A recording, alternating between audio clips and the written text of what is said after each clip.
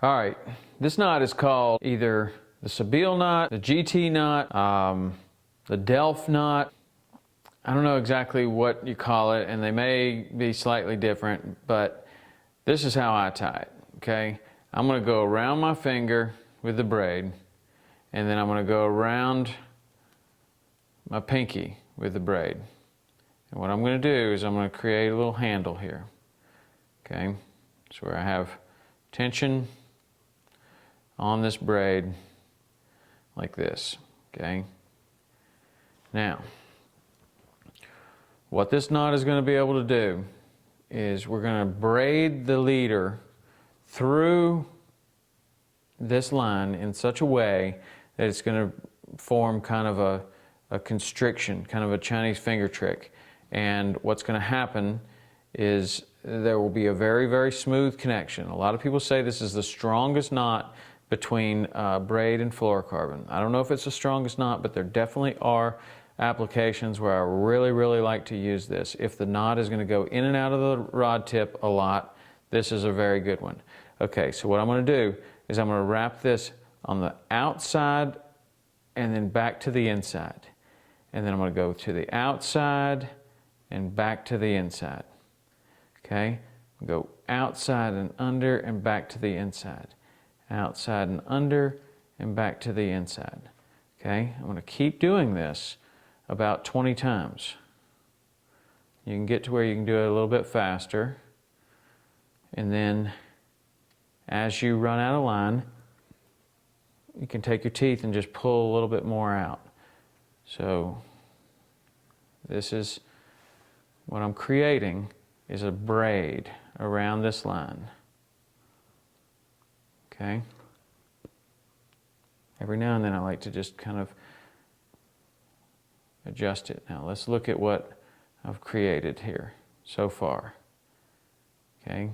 I've braided this leader into it. Okay? So I'm going to continue to do this and back to the middle. And every now and then I'm going to take my teeth, I'm going to hold the line, and I'm going to tighten this up. Right there, okay? Go outside, back to the middle. Go outside and back to the middle. Okay, once I get it into the middle, outside, up, outside, up. Okay? Now that's getting close to being enough. Okay? Maybe a couple more. Outside, up, outside, up. Okay, we're going to call it good with that one. Okay, so now what I'm going to do is the stuff that I did with my fingers didn't do anything but offer me tension so that I can tie that knot. So I'm just going to release that. Okay, and if I look here, I'm going to have a braid that's created around the line. So what I'm going to do, very similar to a bimini twist, the way that we finish off a bimini twist, I'm going to put a half hitch around everything first. Okay, I have to use my teeth here. I'm going to tighten that up very tight, right there. Then we'll go another half hitch around everything.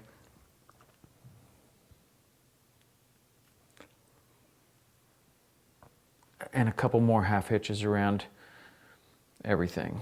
Then I'm going to take a single half hitch around just the standing line. Okay.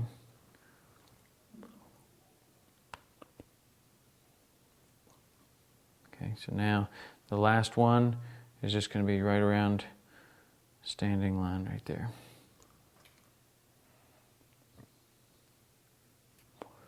Okay, now the knot has basically been created, but I just need to cinch it down. So I'm going to start to cinch this down. I'm going to start pulling on it. And what's going to happen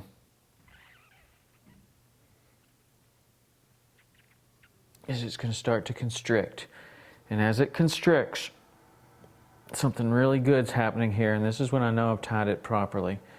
I can start to see the line snaking down I have to get in here real close to see this, but you can see how it's constricted up here, and then the line starts to take a snake through in this area. Now that's when you've tied it the right way.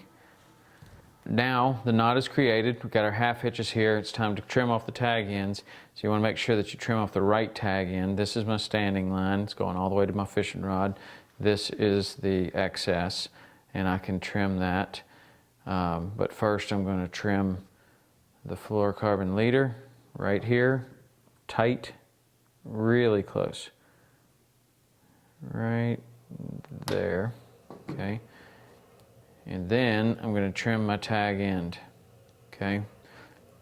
I like to put the tag in my teeth and then just take the scissors and roll them right down so I don't accidentally cut something else. I push the scissors right up against the knot and clip it, okay. Now, if you've never seen this knot in action, it's hard to believe that that is going to be strong enough to land a tarpon or, you know, a jewfish, Goliath grouper, whatever. But this is one of the strongest knots I've ever seen for fluorocarbon to braided line. It also happens to be super duper smooth. Like, that goes right in and out of the guides, no problem. Now, a couple things here. If you're going to tie this knot, in my opinion, I've heard other people say differently, but in my opinion, you need the right kind of braid that performs well with the right kind of fluorocarbon.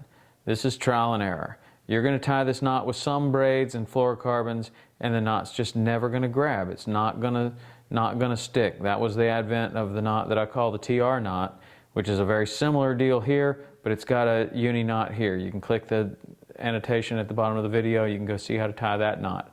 I like that knot too. But if you do have the right kind of braid and the right kind of fluorocarbon, then this knot will start to grab and it will hold. And if you can get it right, this is a really super duper strong knot that goes in and out of the guides really well. You can cast it, and very interesting knot. But just test it before you go try to make sure that your braid that you're using works well with the fluorocarbon that you're choosing and that it is grabbing. But that's the knot that is called the Sebile knot. I'm pretty sure it's the FG knot. I'm pretty sure it's the GT knot. All the same, tied slightly different. The end result is the same.